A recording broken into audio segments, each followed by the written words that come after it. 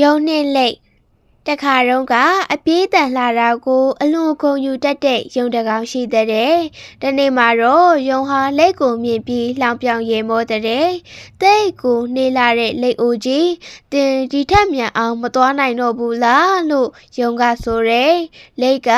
သွားနေရကနေရက်ပြီးယုံကိုကြည့်တယ်။ဒါဆိုငါတို့အပြေးပြန်ရမယ်လေ။ရှုံးတဲ့သူကနိုင်တဲ့သူကို9ပေါင်ပေးချေမင်းသဘောတူလားလို့လိတ်ကဆိုတယ်။အိုးတိတ်ပြိုင်တာပေါ့ကျုပ်တို့မြေခွေးကိုဒိုင်းလောက်ခိုင်းမယ်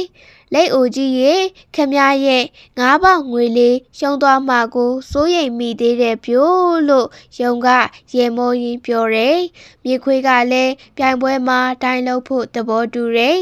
ဟိုနေရာမှာရက်နေကြပါကျုပ်ပြေးလို့မပြောမချင်းအသင့်အနေထားပဲနေရမယ်ပန်းနိုင်ကတော့တစ်တော်ရဲ့ဟိုးဘက်ချမ်းမှာရှိတဲ့တင်းငုတ်တို့ပါပဲ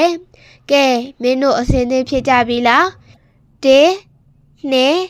3ပြေးလို့ဒိုင်းလုံးတဲ့မြေခွေးကတာလှော့လိုက်တယ်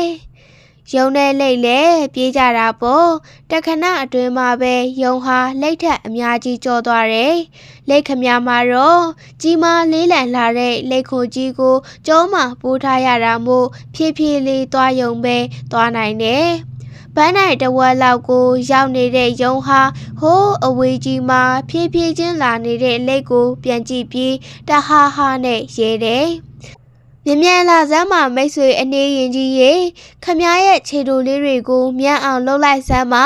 ခမသာမမြန်ရင်တော့ခမလေတကွက်မရောက်ခင်မှာပဲကျုပ်ကတင်းငုတ်တူကိုရောက်နေတော့မှဗျာလို့ယုံကခနဲ့တယ်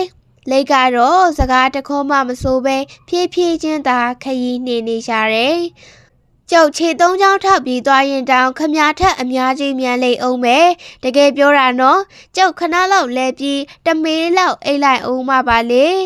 ခမပန်းနိုင်တဲ့တကိုက်အကွာလောက်ရောက်မှကျုပ်ရဲ့လှင်မြန်တဲ့ခုံနှုံးတဲ့ခမကိုအမိလိုက်တော့မယ်ပြို့လို့မျက်နှာပြောင်းတဲ့ယုံကဆိုတယ်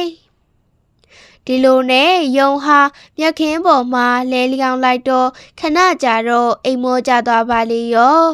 သူအိတ်တဲ့အနာကိုတလန်းချင်းအိပဲ့ရောက်လာတဲ့လက်ရဲ့ခြေတန်းကိုတောင်သူမကြတော့ဘူးအိတ်နေတဲ့ယုံကိုကြော်ဖြတ်သွားတဲ့လက်ဟာဖြည်းဖြည်းမှန်နဲ့ရှေ့ကိုဆက်သွားပြီးနောက်ကိုတစ်ချက်ကလေးတောင်လက်မကြည့်တော့ဘူးယုံအိယာကလည်းနိုးလာရောဝုန်းခနဲ့ခုံထပြီးလေးလိုလင်းမြန်မှုမျိုးနဲ့ပြေးဖို့အသင်ပြင်လိုက်တယ်ခမဘယ်ရောက်နေပြီလဲပြို့နှေးလာတဲ့လိတ်အိုကြီးရေလို့အော်ပြီးယုံဟာလျက်စီးလက်တလို့လင်းမြန်မှုမျိုးနဲ့ပန်းနိုင်စီပြေးသွားတယ်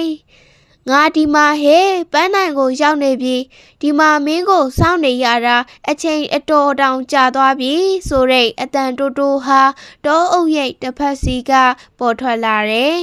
လိတ်ပန်းနိုင်ကိုရောက်နေတာတေချာသွားပြီပေါ့လိတ်ကပန်းနိုင်ကိုမှီလို့သူ့ဘေးမှာကဒိုင်းလုံးတဲ့မြေခွေးရက်နေတယ်မြေခွေးကအံ့အားသင့်နေတဲ့ယုံရဲ့မျက်နှာကိုကြည့်ပြီးရဲမောမောနဲ့မင်းလိတ်ကို9ပေါင်ပေးရမယ်မင်းကသူ့ထက်အများကြီးမြန်အောင်ပြေးနိုင်တာမှန်ပေမဲ့ဒီပွဲမှာလိတ်ကအနိုင်ရသွားတယ်ဖြည်းဖြည်းနဲ့မမှန်သမားကပြိုင်ပွဲမှာအနိုင်ရတာပဲဒီအချက်ကိုမင်းမေ့နေတဲ့ထင်ပါရဲ့ကွာလို့ဆိုတယ်ဒါဆိုရင်နေကွေလာတဲ့လိတ်အိုကြီးကိုယုံကနောက်ထပ်လောင်ပြောင်မှမဟုတ်တော့ဘူးဆိုတာတင်တို့တိချာချာသိလောက်ပါပြီကွယ်ပုံမြင်လေးကတော့ဒါပါပဲကလေးတို့ရေ